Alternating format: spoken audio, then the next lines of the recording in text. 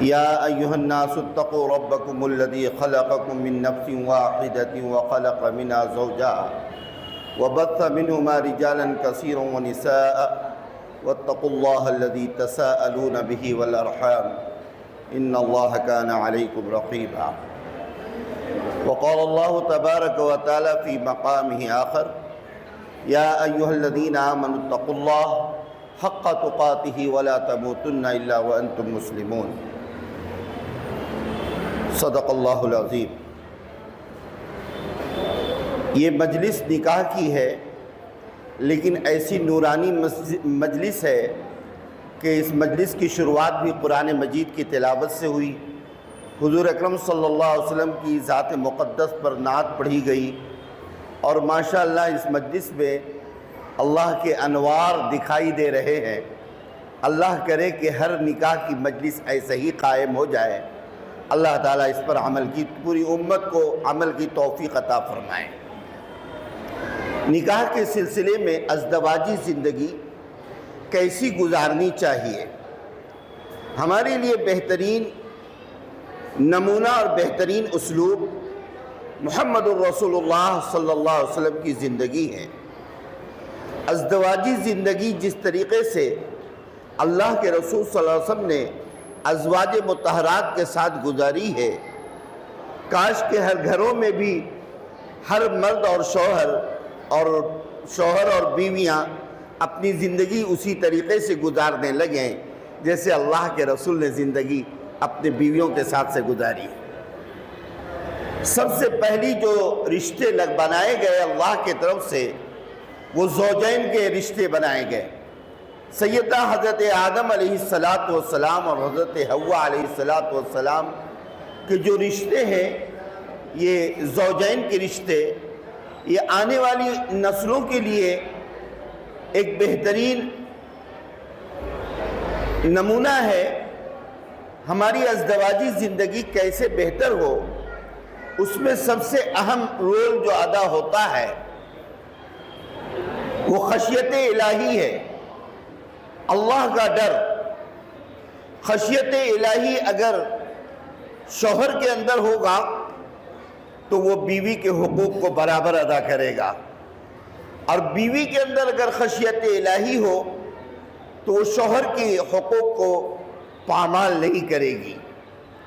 جب گھروں کے اندر اللہ کا ڈر ہو تو ایک دوسروں کے حقوق کی ادائیگی بڑی آسان طریقے سے کی جا سکتی ہے، لیکن جب اللہ کا ڈر قلب سے نکل جاتا ہے تو وہ بیوی اپنے شوہر کو شوہر نہیں سمجھتی، اور شوہر اپنے بیوی کو بیوی نہیں سمجھتا۔ اس سے گھر میں انتشار پیدا ہوتے ہیں، اختلاف پیدا ہوتے ہیں، اور گھروں کے سکون کو ختم کرنے والی چیز زبان ہوتی ہے۔ اس لیے جو زوجہ نکاح کر کے اپنے شوہر کے پاس جاتی ہے، اس کو ایسا سمجھ لینا چاہیے کہ یہی گھر ہماری زندگی کا گزارنے کا بہترین جگہ ہے۔ ہم اپنے اخلاق اور کردار کے ذریعے اور خدمت کے ذریعے سسرال کے ایک ایک فرد کا دل جیتیں گے، اور اس کی تیری میری کی باتوں سے پرہیز کرتے ہوئے خدمت کا جذبہ اگر دلہن کے اندر ہوگا تو وہ ماں باپ کا نام روشن کرے گی۔ لوگ کہیں گے کہ کیسی دلہن آئی ہے جو پورے لوگوں کی خدمت سے دل کو جیت لیتی ہے۔ اس لیے اگر شوہر نے ہمارے اوپر کوئی احکام جاری کیا، اگر وہ حکم خداوندی سے ٹکراتا نہیں ہے تو اس حکم کو پامال نہیں کیا جائے گا، اس حکم کی پابندی کی جائے گی، کیونکہ رسول اللہ صلی اللہ علیہ وسلم نے فرمایا کہ اللہ کے بعد اگر کسی کو سجدہ کرنے کا حکم ہوتا تو بیوی کو سجدہ کرنے کا حکم ہوتا کہ وہ اپنے شوہر کا سجدہ کرے۔ ازدواجی زندگی کو بہتر بنانے کے لیے خشیت الہی پہلی چیز ہے، اور دوسری چیز زبان پر کنٹرول ہے۔ اسی لیے نکاح کی مجلس میں یہ آیت پڑھی جاتی ہے، یا ایھا الذین آمنوا اتقوا اللہ حق تقاتہ، اے ایمان والو تم اللہ سے ایسے ڈرو جیسے اس سے ڈرنے کا حق ہے۔ اگر خشیت الہی کی پاور بڑھیں گے اور اس کی طاقت بڑھے گی تو انسان کے اندر تقوی آئے گا، انسان کے اندر خوبیاں آئیں گی، کیونکہ وہ کسی سے نہیں اللہ سے ڈرتا ہے۔ تنہائیوں میں بھی برائیاں نہیں کر سکے گا، اور کوئی دیکھے یا نہ دیکھے وہ یہ سمجھے گا کہ میرے پاس کرامن کاتبین ہیں، اللہ کی طرف سے متعین کردہ فرشتے ہیں جو ہمارے ہر عمل کو لکھ رہے ہیں۔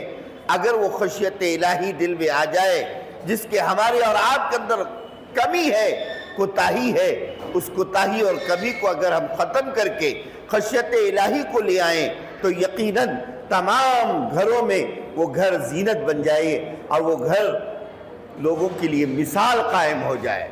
اس لیے سب سے پہلی بات مجھے یہ کہنی ہے کہ آج جو گھروں میں جو توڑ ہوتا ہے، جو گھروں کے ماحول خراب ہوتے ہیں، گھروں کا سکون ختم ہوتا ہے، اس کی اہم وجہ زبان پر کنٹرول نہ ہونا ہے۔ اس لیے ادھر کی بات ادھر، ادھر کی بات ادھر جو بچیاں کرتی ہیں ان کا گھر اکثر ویران ہوتا ہے، برباد ہوتا ہے۔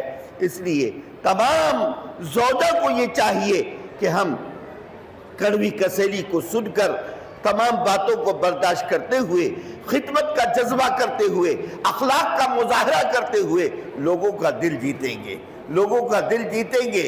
اور یقیناً جو بچیوں کے دماغ میں یہ سما جاتا ہے اس کی گھر زینت بن جاتی ہے، جنت ہو جاتی ہے۔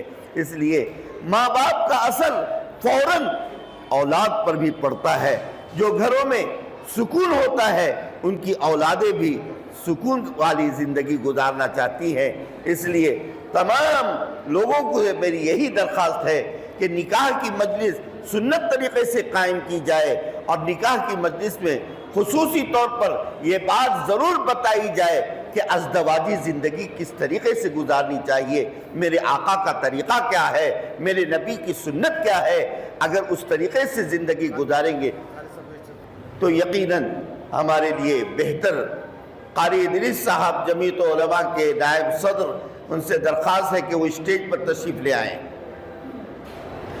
حضرت مولانا شہاب الدین صاحب آپ کو اوپر اسٹیج پر بلا رہے ہیں۔ قاری ادریس صاحب آپ اوپر تشریف لے آئیں۔ تو ازدواجی زندگی گزارنے کے لیے یہ اہم چیز ہے۔ سیدنا محمد الرسول اللہ صلی اللہ علیہ وسلم کی ایک سیرت، ایک سیرت کی بات ایک بتا کر میں اپنی بات کو ختم کرتا ہوں۔ رسول اللہ صلی اللہ علیہ وسلم گھر میں ازدواجی زندگی گزار رہے ہیں۔ امہات المومنین حضرت عائشہ رضی اللہ تعالیٰ عنہ حضور سے زور سے باتیں کر رہی ہیں، طیش میں آ گئی ہیں۔ اللہ کے رسول صلی اللہ علیہ وسلم کی آواز سے اونچی آواز کرنا گویا بے ادبی ہے، گویا بے ادبی ہے۔ اللہ نے قرآن عظیم میں ارشاد فرمایا کہ میرے نبی کی آواز سے اونچی آواز نہ کرو۔ حضرت عائشہ اونچی آواز سے جب بات کر رہی تھی تو سیدنا حضرت ابو بکر رضی اللہ تعالیٰ عنہ نے گھر کا کنکٹی ٹھکٹھکایا، دروازے کھٹکھٹائے اور اندر آنے کی اجازت مانگی۔ آنے کے بعد کہا، عائشہ تیری یہ ہمت کہ رسول اللہ کی آواز سے اونچی آواز کر رہی ہے؟ حضور نے فرمایا کہ جب عائشہ گرم ہوتی ہے تو محمد ٹھنڈا ہو جاتا ہے، اور جب محمد گرم ہوتے ہیں تو عائشہ ٹھنڈا ہو جاتی ہے۔ اس لیے میرے سسر ہیں آپ، جس گھر سے تشریف لائے آپ ادھر ہی سے چلے جائیں۔ آپس میں گرم بھی ہوتا ہے مزاج اور ٹھنڈا بھی ہوتا ہے۔